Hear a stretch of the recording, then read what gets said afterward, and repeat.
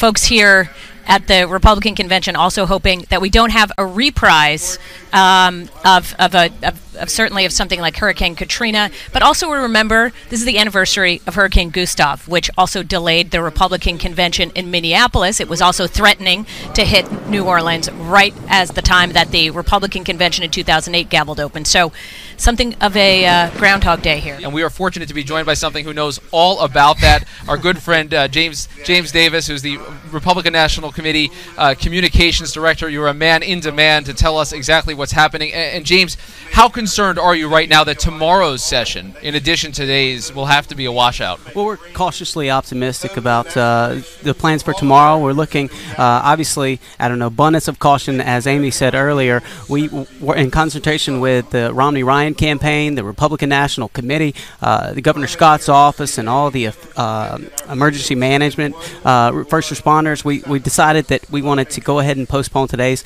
so we're going to convene. Chairman Ryan Priebus is going to call for an immediate recess, and then we're going to come back tomorrow. And we've taken all those great speakers that we had for Monday, and we pulled them over to Tuesday, Wednesday, Thursday. So we've got a jam-packed schedule on Tuesday, Wednesday, Thursday, and we're really excited about kicking off this convention. Obviously, we're going to continue to monitor the weather, and we hope that there's no impact to any community here, and safety is obviously the primary concern here. Well, so are there real contingency plans should we see landfall coming in the next 2 days? Obviously, there's going to be a lot of talk about the impact it's going to have on the residents there. What do you guys do in that case? Can you really have a show go on at the same time a hurricane is hitting the United States?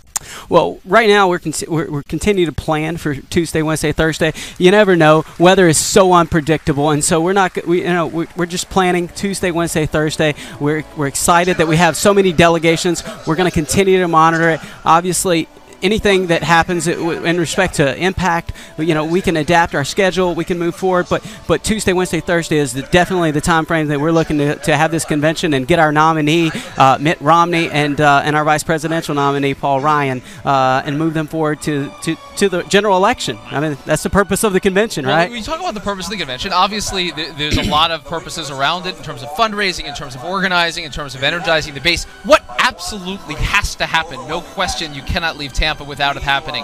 Other than the roll call, is there anything that is absolute critical function of this convention other than the roll call that will nominate Mitt Romney to be president? So the roll call, and then you have to have the acceptance. There are two parts to that contract there. So we have the roll call, and then we have the acceptance speeches. But we also have a number of other business orders, and those are party rules and platform and all of the things that will govern the way our party works for the next 4 years up leading to the next convention.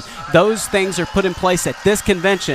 Actually, many of those hearings were held here in Tampa last week, and they'll be voted on this week and affirmed. And we're confident that we have all the means in place to get all the business done of this convention and launch our nominee into a successful fall campaign. Now, I want to ask you about this. For folks at home, you can see this is the floor here, and the states have a nice big signpost, basically, it looks like, for every state that's laid out. How do you go about choosing who gets to sit where? I mean, I see that Michigan, of course, is very close. Two questions. First, if Michigan is this close, does this mean that this is the state in the roll call that's going to put Mitt Romney over the top? No, Michigan, his home state, gets to do that? Well, they'll do the roll call in alphabetical order, so that doesn't work. But as you mentioned, those markers back there, those delegation markers, I'll give you something new for that. For the first time ever, obviously, we have the hashtag GOP 2012 on those, which, as we pan across the crowd and the cameras do, and unlike most events where you just light the stage, here the delegates are the show. The delegates are the show, and so that whole floor is really lit up to be broadcast quality.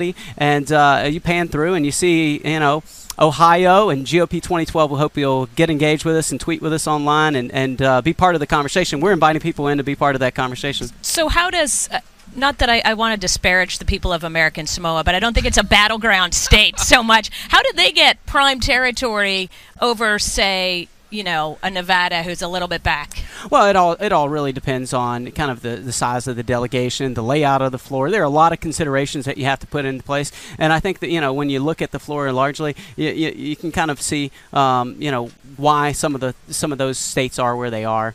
You have a limited amount of space on the floor. So American Samoa is not sending like 3,000 delegates. I take it. No, they don't have 3,000 delegates. I did notice walking around the floor, I saw landline telephones at all of those delegation areas. That seemed maybe more outdated than the convention itself as an organizing tool. But what's the idea? Why do you actually need those landline phones for the convention? Well, state?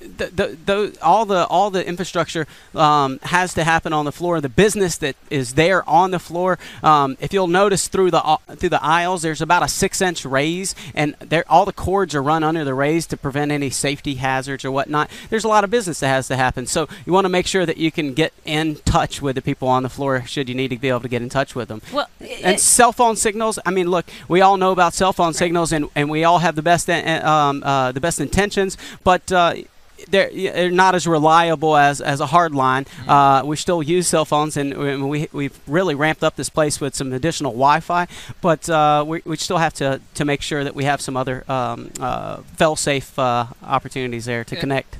Now, James, speaking of connecting, we're doing something special during this entire week. We're having people sign in on an iPad. So anything you'd like to do, a doodle, a signature, a catchphrase, you name it, here it is. It is literally a blank template here, as you'll see, and we're going to ask all the guests that join us here on set to do that. So no pressure now, but you're your the first home one. state, you can doodle. Whatever you can draw, yeah. Great. So I've been here for about 11 months and working very hard, as you can imagine. And so for this, I am looking forward to some R&R. R&R. Yeah.